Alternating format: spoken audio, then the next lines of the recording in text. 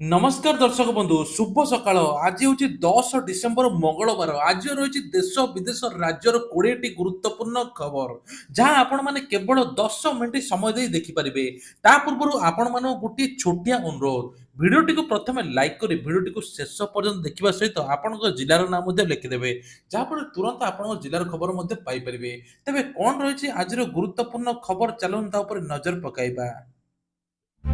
Number 1 3 वर्ष jail रे गलानी 178 जनकर जीवन प्रत्येक मृत्यु घटनार विचार विभागीय मजिस्ट्रेट द्वारा करा जायछि तदंत विधानसभा गृह रे लिखित उत्तर रखिले मुख्यमंत्री मोहन चरण माझी ता सहित मद प्रसंग मध्य उठिछि मदरे भासुछि ओडिशा 6 मासरे आदाय हेलानी 5000 कोटी टंकार राजस्व यह सरकार पई भलो हेले मध्य राज्यवासी पई बहुत खराब बेली कुहा जाउछि तबे 6 मासरे 5000 कोटी टंका आदाय कराଯାଇଛି सेहीपरि पूर्व वर्ष तुलन में आर्थिक वर्ष में 700 कोटी टंका एक्स्ट्रा राजस्व आदाय हेलानी राज्य में विदेशी मद बिक्री बेस भल भाव थिबा बेले बियर मध्य बिक्री होउछि तबे कुहा जाउछि जे आर्थिक वर्ष सरकार मदरु 8680 कोटी टंका राजस्व आय लक्ष्य रखिछन्ति तबे अन्य दुई तीनोटी राज्य रे जेमिति मद बंद सेहीपरि ओडिसा रे मद बंद हेबा जरूरी कि नाही निश्चय गोटे लेखाय आपनकर मतामत मध्य देबे।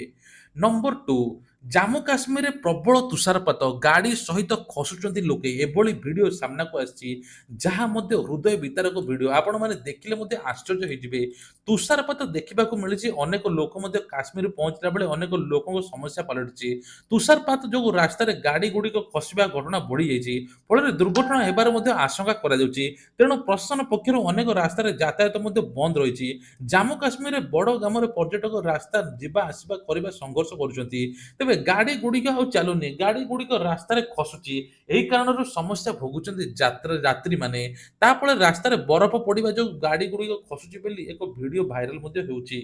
नंबर 3 तेबे कुआ चिंता बढ़ाऊची स्ट्रोक प्रति वर्ष नेउची 50 लाख ऊर्ध्व जीवन विश्वव्यापी अधिकांश स्ट्रोक मामला निम्न एवं मध्यवित्त आयकारी देश में घटी तेबे यही देश गुड़िक 86% मृत्यु एवं 89% भिन्नक्षम स्ट्रोक कारण होता है तेबे स्वल्प एवं मध्यवित्त देश में समस्या कम संबल परिवार पई एक प्रमुख समस्या कराई WHO रिपोर्ट अनुଯାयी 1990 2000 पर्यंत स्ट्रोक समस्या 70% वृद्धि पाइता बेले यही कारण मृत्यु संख्या 43% वृद्धि होइछि किंतु प्रति वर्ष 50 लाख रु अधिक लोक हार्ट अटैक एवं स्ट्रोक जोगु मृत्युवरण करछंती जहां WHO स्पष्ट मध्य करिछि।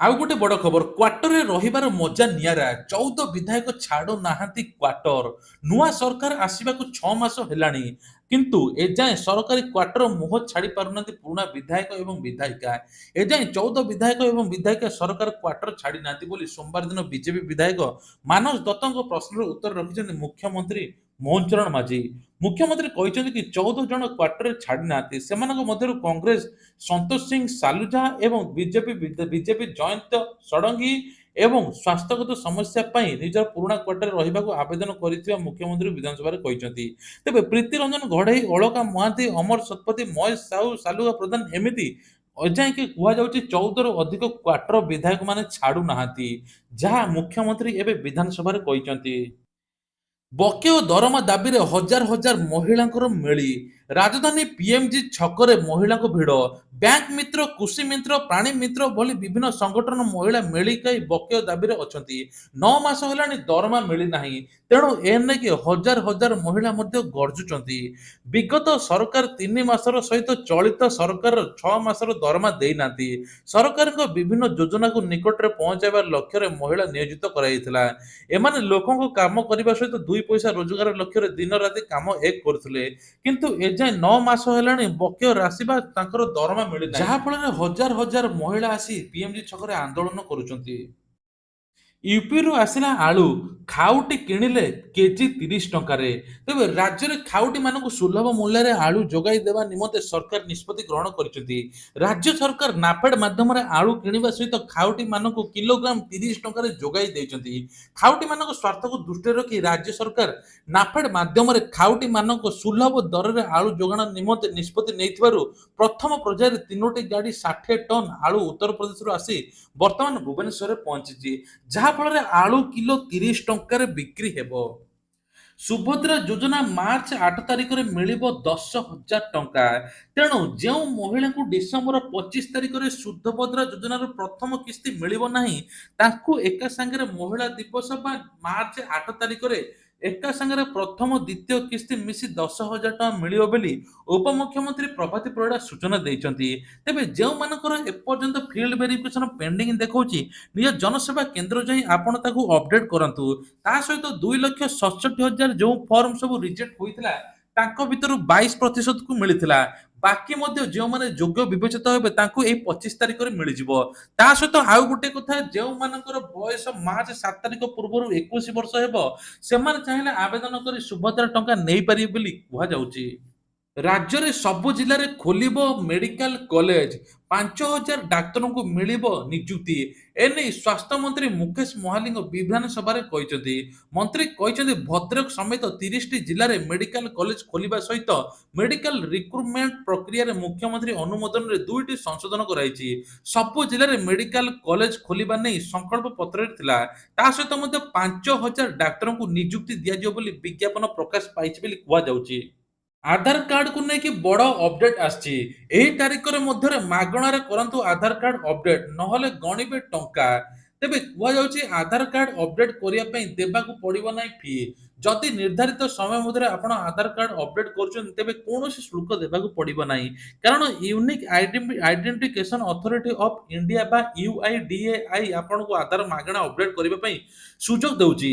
ମାଗଣା ଆଧାର କାର୍ଡ ଅପଡେଟ ପାଇଁ ଡିସେମ୍ବର 14 ତାରିଖ ଶେଷ ତାରିଖ ବୋଲି ସ୍ଥିର କରାଯାଇଛି।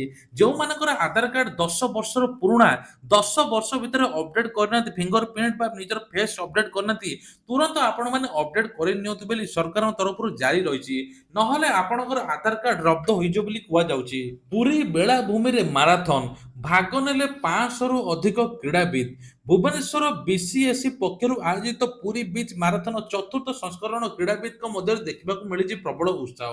ରାଜ୍ୟ, ଦେଶ ଏବଂ ଦେଶ ବାହାରୁ 500 କ୍ରୀଡାବିତ ଅଂଶଗ୍ରହଣ କରିଥିବା ବେଳେ 80 ଜଣ ମହିଳା କ୍ରୀଡାବିତ ଦକ୍ଷତା ପ୍ରଦର୍ଶନ କରିଛନ୍ତି। ତେବେ ଏ ନେଇକି ମଧ୍ୟ ଅଂଶଗ୍ରହଣ ମାନଙ୍କୁ ପୁରସ୍କୃତ ମଧ୍ୟ ଦିଆଯାଇଛି।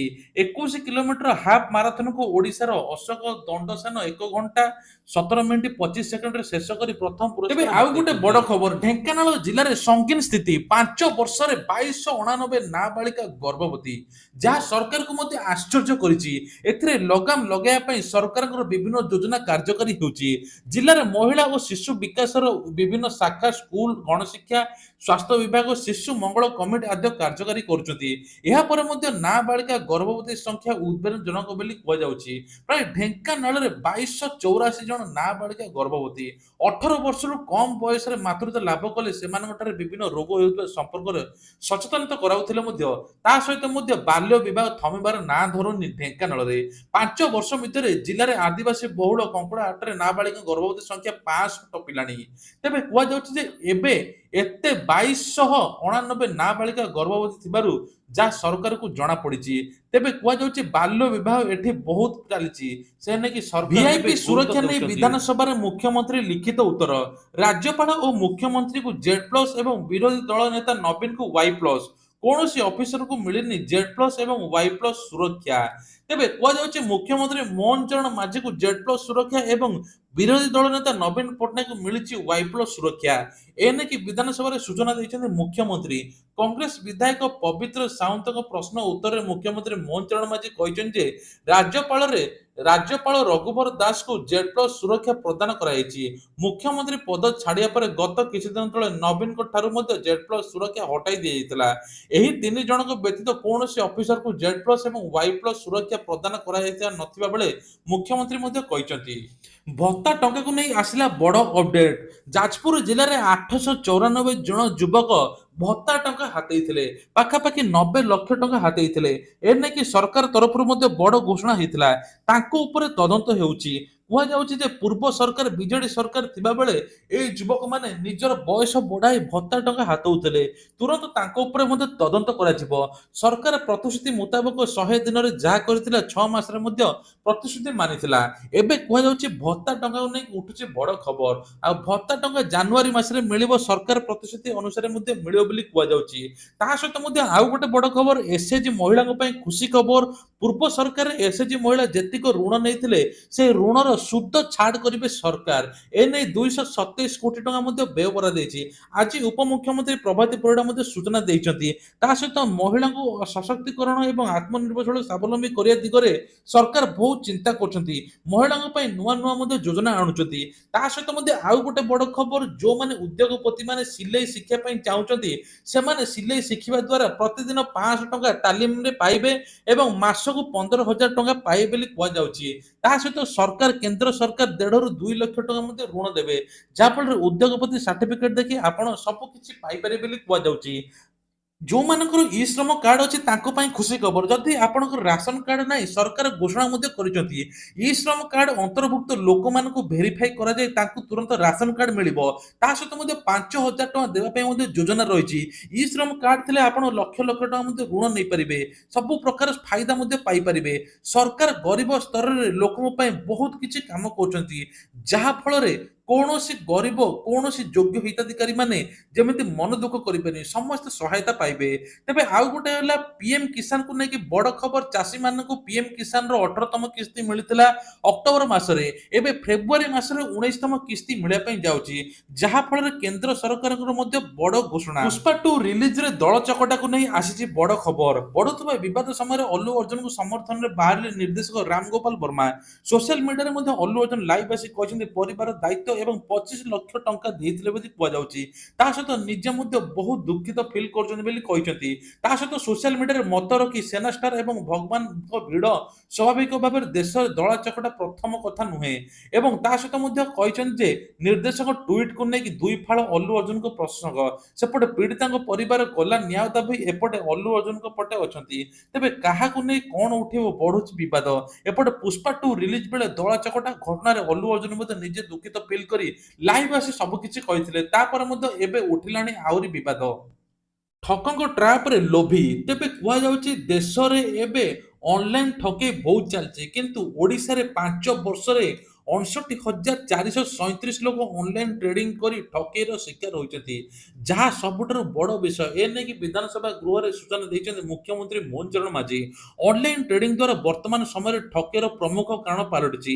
5 ବର୍ଷ ଭିତରେ କେତେ ଯୁବପିଢ଼ି ଅନଲାଇନ ଟ୍ରେଡିଂ କରି ଠକେଇର ଶିକାର ହୋଇଛନ୍ତି, ତାହା ସମ୍ପୂର୍ଣ୍ଣ ତଥ୍ୟ ଦେବାକୁ କଂଗ୍ରେସ ବିଧାୟକ ତାରା ବାହିନୀପତି ବିଧାନସଭାରେ ଜାଣିବାକୁ ଚାହିଁଥିଲେ। କୁହାଗଲା ଯେ ଗତ ବର୍ଷ ବା 5 ବର୍ଷ ଭିତରେ ଏବେ 59,437 ଲୋକ ଅନଲାଇନ ଟ୍ରେଡିଂ କରି ଫସିଛନ୍ତି। ପିଠିରେ ଗରିବ ବୋଝ, ପେଟରେ ଭୋକର ଜ୍ୱାଳା, ରାତି ଅଧରେ ଦାଦନ ପରିବହନ। ତେବେ ଓଡ଼ିଶାରୁ ମଧ୍ୟ ଦାଦନ ଖଟିବା ପାଇଁ ବାହାରକୁ ଯାଉଛନ୍ତି। ଓଡ଼ିଶାରେ 12 ଲକ୍ଷରୁ ଅଧିକ ଚାକିରି ପାଇଁ ପକାଇଥିଲେ, ତାଙ୍କ ଭିତରୁ 1 ଲକ୍ଷକୁ ଲୋକଙ୍କୁ ମିଳିଥିଲା। ତେବେ ଓଡ଼ିଶାରେ ଚାକିରି ନ ମିଳିବାରୁ କିଛି ଲୋକ ବାହାରକୁ ଯାଉଛନ୍ତି ଚାକିରି ପାଇଁ, କିଛି ଲୋକ ଦାଦନ ଖଟିବା ପାଇଁ ମଧ୍ୟ ଯାଉଛନ୍ତି। ନିଜ ପରିବାର ପୋଷିବା ପାଇଁ, ନିଜ ପରିବାର ପାଇଁ ସବୁ କିଛି ରାତିଦିନ ଏକ କରିଦଉଛନ୍ତି। ଏପଟେ ଓଡ଼ିଶାରେ ଯଦି ବଡ଼ ବଡ଼ ପ୍ରକଳ୍ପ ପାଇଁ ଚାକିରି ମିଳନ୍ତା ବା କୌଣସି ପ୍ରକାର ଶ୍ରମିକକୁ ମିଳନ୍ତା କାମ, ତାହେଲେ ସମସ୍ତେ ଉପକୃତ ହୁଅନ୍ତେ ବୋଲି କୁହାଯାଉଛି। ଆଉ ଗୋଟେ ବଡ଼ ଖବର, ଘାଟି ରାସ୍ତାରେ ଫସିଲା ଟ୍ରକ୍, ପୁଣି ଧକ୍କା ହେଲା ଗୁଗଲ ମ୍ୟାପ। ତେବେ ଗୁଗଲ ମ୍ୟାପ ଦ୍ୱାରା ବିଭିନ୍ନ ଲୋକ ବିଭିନ୍ନ ଧନ୍ଦାରେ ପଶୁଛନ୍ତି। କିଛି ଦିନ ପୂର୍ବରୁ ଗୋଟେ କାର ମଧ୍ୟ ଟଳି ପଡ଼ିଥିଲା ଏବଂ 3 ଜଣଙ୍କ ମୃତ୍ୟୁ ମଧ୍ୟ ହୋଇଥିଲା।